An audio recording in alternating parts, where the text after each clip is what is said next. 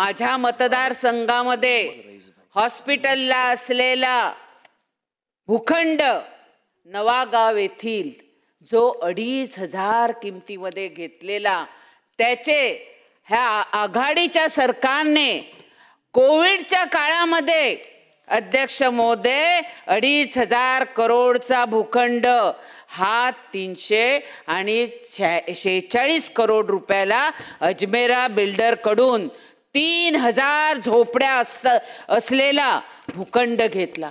माझी सरकारला विनंती आहे की सरकारने ह्याच्यावर SIT लावली होती, ह्या SITचा काय झालं ते सरकारने सभागृहामध्ये सांगावं।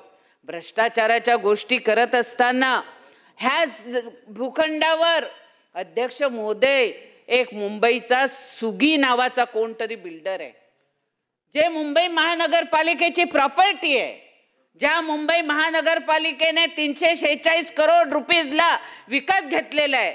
हा सुगी बिल्डर तिकडे आता लोकांकडे पेपर मागतो आणि म्हणतो मी हा विकसित करणार।